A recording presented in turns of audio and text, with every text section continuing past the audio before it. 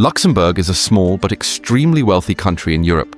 Its size is just 2,586 square kilometers, and the population is between 6 and 7 lakh, but its economic strength surprises the whole world. According to the IMF report, the average income of the people of Luxembourg is one of the highest in the world, making it the richest country in Europe. But the question arises, how did such a small country become so rich? So, let's start this amazing journey of Luxembourg and understand how it became the money magnet of Europe. Chapter 1. Historical background and the steel industry. Luxembourg gained its independence by separating from Belgium in 1839. The country was initially caught between powerful neighbors such as Germany and France, but gradually it created its own distinct identity. Luxembourg began as an agricultural economy, but the discovery of iron ore in its southern region in the late 19th century transformed the country's fortunes. In 1911, a steel company named ARBED was founded, which made Luxembourg a global center for steel production. By 1914, Luxembourg was among the top 6 steel-producing countries in the world, and its economy was strengthened tremendously. But the situation began to change after the global steel crisis hit in the 1970s. Steel production fell by nearly 50% between 1974 and 1992. However, the Luxembourg government had already sensed the potential of this crisis and in time began to invest in new economic sectors, which led to the country's economy diversifying rather than falling. Chapter 2. Role and institutions in the European Union. Luxembourg has been an important character in the story of European unity since the beginning. In 1957, the country became one of the 6 founding countries of the European Economic Community, which later became the European Union. Since then, Luxembourg has made its place deeply in the political and economic structure of Europe. Today, Luxembourg City is home to many of the European Union's leading institutions. Here is the headquarters of the European Court of Justice, which makes final decisions on matters involving law throughout the European Union. Also, the headquarters of the European Investment Bank is located here, which provides financial support to large development and infrastructure projects across Europe. The presence of these institutions not only made Luxembourg an international political center, but also greatly increased its influence in the European economy and policymaking. Chapter 3. The rise of the financial sector. In the second half of the 20th century, when Luxembourg's steel industry began to gradually decline, the country gave its economy a new direction, that of financial services. In 1929, the Luxembourg Stock Exchange was established, and with it, the holding company law was introduced. Under this law, foreign companies were allowed to keep their capital in Luxembourg, and the special thing was that these companies were almost not taxed. Due to this, investors from all over the world started depositing their wealth and funds here. In the 1960s, when the government eased financial regulations, Luxembourg became the center of the Eurobond market, that is, internationally. Companies and governments borrowed from it. Because of these policies, Luxembourg quickly became a major financial hub in the world, where billions of dollars worth of assets are managed today. Chapter 4. Banking secrecy and tax benefits. One of the great secrets of Luxembourg's economic success has been its banking secrecy and attractive tax policies. The banking industry here is about 22 times larger than the country's economy, and the amount deposited in banks is about 10 times more than the country's total GDP. That is, money from all over the world has found a safe place here. For a long time, Luxembourg was called a tax haven, because here the banks kept the financial information of their customers extremely confidential.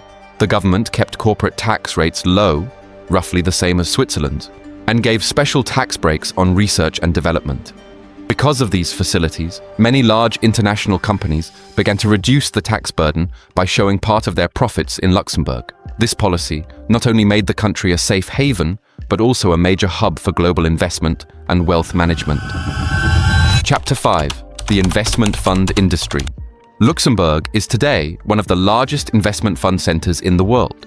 Its favorable law, strong financial system, and expert professional environment make it extremely attractive for mutual funds, ETF, bonds, and real estate investments. As of 2024, more than 5.48 trillion euros of assets were being managed by investment funds in Luxembourg. Such a large amount that this country not only became the largest fund center in Europe, but also second only to the US in the entire world. The funds established here are sold in more than 77 countries, and many big asset managers such as BlackRock, JP Morgan, etc. have decided to operate their international funds from here. For these reasons, Luxembourg has emerged as a trusted and influential financial hub in the world of global investment. Chapter 6. Multinationals and Banks. Luxembourg has attracted many multinationals and banks due to its attractive tax policies, stable economy, and location in the center of Europe. In 2003, Amazon opened its European branch here, and today, its Kirchberg campus is the major hub of Amazon's operations across Europe, employing more than 4,000 employees. Similarly, the world's largest banks, such as Deutsche Bank, JP Morgan, UBS, and Credit Suisse, have also opened their branches in Luxembourg.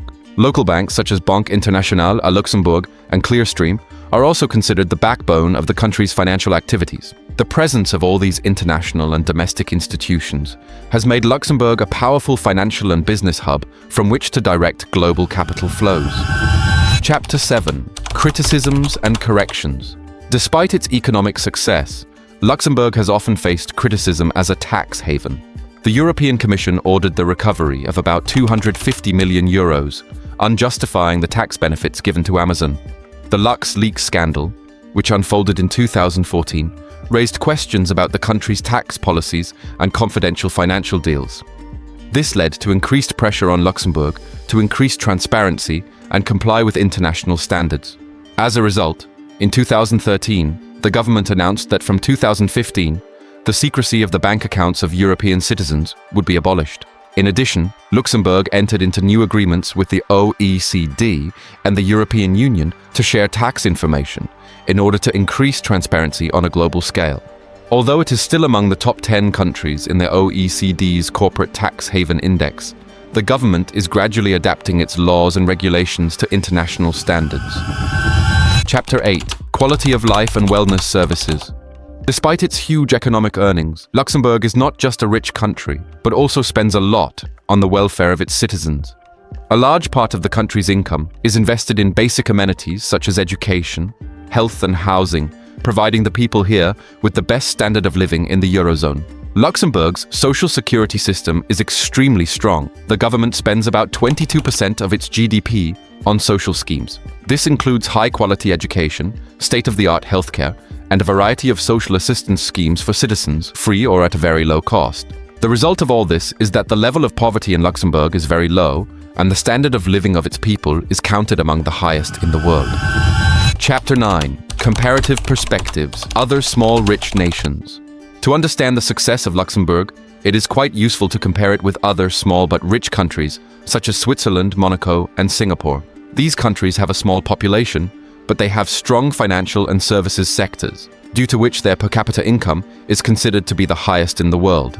As an example, Singapore, Luxembourg, and Switzerland are among the top 10 richest countries in the world, according to the IMF. Although each country has its own strategy, Switzerland relies on banking and insurance services, taxes in Monaco are extremely low, and Singapore is a major hub for trade and finance, they all aim the same: to sustain economic prosperity. It is clear from these examples that if a country has a strong financial system, attractive tax policy, and good social services for its citizens, then even a small size can make it highly affluent.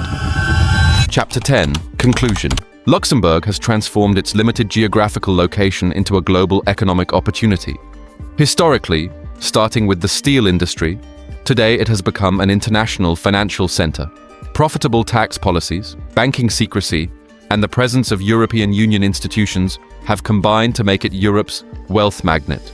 Despite criticism and changes in regulations, Luxembourg has ensured the well-being of its citizens by adopting aggressive economic strategies.